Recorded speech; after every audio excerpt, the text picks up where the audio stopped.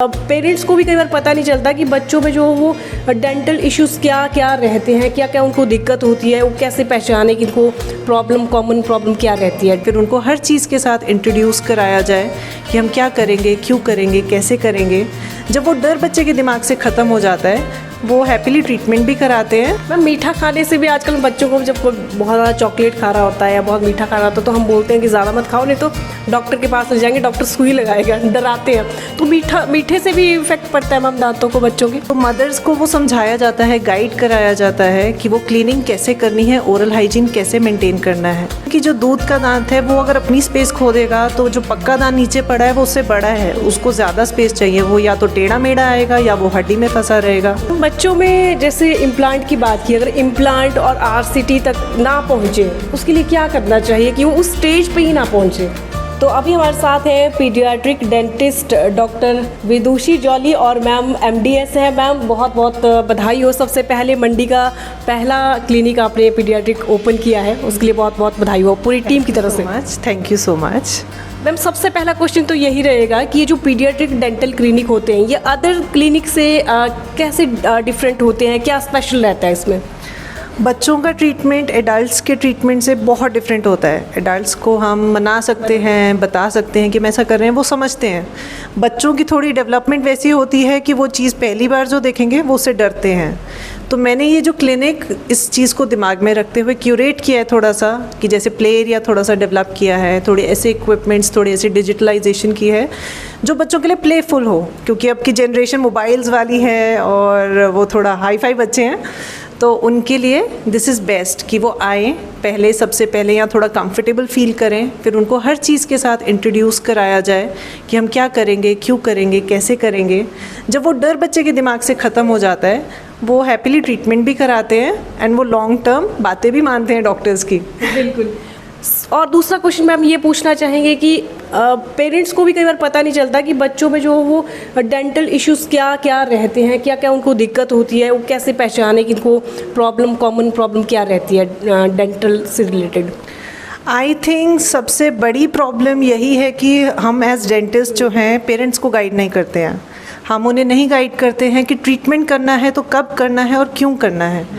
Leaving commercialisation aside, हमारी पहली duty है कि हम पेरेंट्स को गाइड करें कि उनके बच्चे का जब पहला दांत आ रहा है तो उसकी केयर कैसे करनी है, और जब उसके दूध के दांत टूट के पक्के दांत आ रहे हैं तो उनकी केयर कैसे करनी है। हर स्टेज का अपना एक लॉजिक होता है, हर स्टेज का अपना एक ट्रीटमेंट है। अगर वो बेसिक केयर घर से ही शुरू हो तो बच्चे को यहाँ आने की ज़रूरत ही नहीं पड़ेगी। जी। तो मैम, अगर अब आने की बात हो ही रही है तो ये भी जानना चाहेंगे कि कब जो है बच्चे को एक डेंटिस्ट के पास पेरेंट्स को लेकर आना चाहिए? आइडियली जब बच्चे का पहला दांत आता है 6 महीने से 1 साल के बीच में, जब फर्स्ट टूथ इरप्ट होगा, वो पेरेंट्स की ड्यूटी होती है कि वो डेंटिस्ट के पास जाएं और उस बच्चे का चेकअप करवाएं। चेकअप से वो आपको अच्छे से गाइड कर सकते हैं कि वो ओरल हाइजीन कैसे मेंटेन करें, जो दूध बच्चा रात को पी रहा है उसे कैसे कैविटी क्रिएट करने से बचाए। और यूजुअली ऐसा होता है कि जो बच्चे नाइट फीड्स पे होते हैं उनकी टंग वाइट हो जाती है, क्योंकि रात को बच्चा सो रहा है, कैसे क्लीनिंग करेंगे, पेरेंट्स बोलते हैं पिया और दूध सो गया। तो मदर्स को वो समझाया जाता है, गाइड कराया जाता है कि वो क्लीनिंग कैसे करनी है, ओरल हाइजीन कैसे मेंटेन करना है।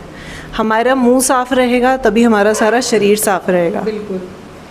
मैम, बच्चों में आजकल देखा जा रहा है कि बहुत ज़्यादा कैविटी बन रही है, ओरल हेल्थ इश्यूज़ बहुत ज़्यादा आ रहे हैं, इसके पीछे क्या रीज़न लगता है आपको? सबसे फर्स्ट रीज़न तो यही है कि पेरेंट्स को ज़्यादा नॉलेज नहीं है। वो सोचते हैं दूध का दांत है, कीड़ा पड़ा है, फिलिंग कराओ, टूट जाएगा, बाद में पक्का दांत तो आना ही आना है। पर वो लॉन्ग टर्म ये नहीं समझते हैं कि जो दूध का दांत है वो अगर अपनी स्पेस खो देगा तो जो पक्का दांत नीचे पड़ा है वो उससे बड़ा है, उसको ज़्यादा स्पेस चाहिए। वो या तो टेढ़ा मेढ़ा आएगा या वो हड्डी में फंसा रहेगा। वो सबसे बड़ा इशू है। सेकंड चीज़, बच्चों को हैबिट्स पड़ती हैं। बॉटल अगर लेट छूटती है, बच्चा अंगूठा चूसना शुरू कर देगा, मुंह से सांस लेने की दिक्कत कई बार बच्चों में होती है।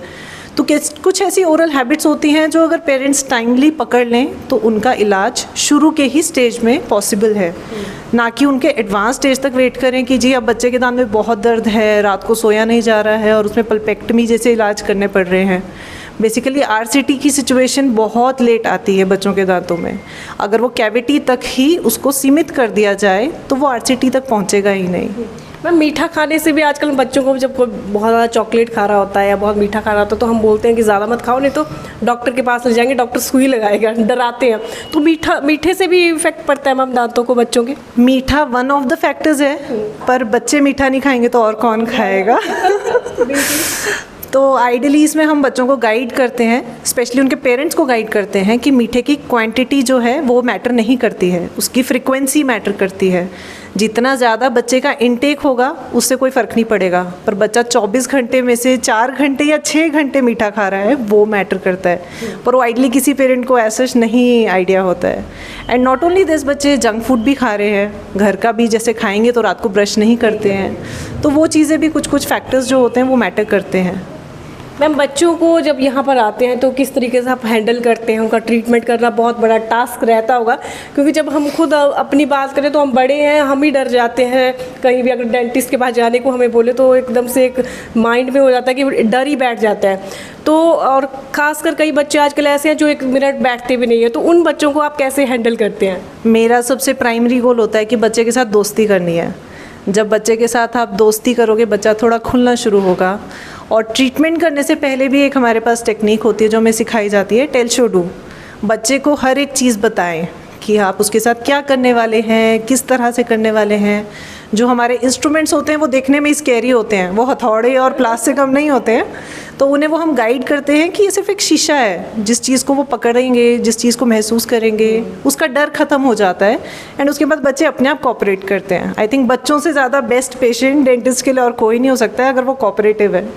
मैम आपकी इस जर्नी में किसको आप अपना एक आइडल मानती हैं जिसने आपको पर सपोर्ट किया हो? सबसे पहले तो मेरे गुरु जिन्होंने मुझे यहाँ तक पहुँचाया है उनका बहुत बड़ा रोल है। एंड उसके बाद ये क्लिनिक जो है ये बेसिकली मेरे इन लॉज और मेरे हस्बैंड के सपोर्ट से पॉसिबल हो पाया है। जो ड्रीम है वो फुलफिल इनके नॉन सपोर्ट, उसमें नॉन स्टॉप सपोर्ट की वजह से ही मैं आज तक यहाँ पहुँच पाई हूँ। तो मैम थोड़ा इमोशनल भी हो गए।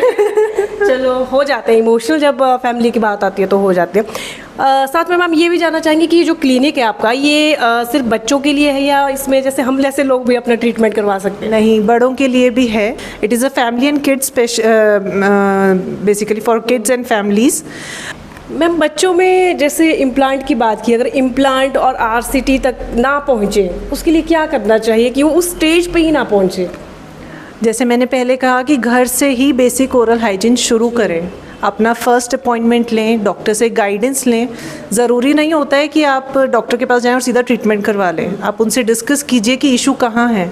जब वो इशू पकड़ में आ जाएगा आपको उस तरीके से वो गाइड कर पाएंगे कि कहाँ प्रॉब्लम आ रही है और वो ओरल हाइजीन अच्छे से मेंटेन होगा तो ऑब्वियसली वो कैविटी जो है वहीं की वहीं रहेगी।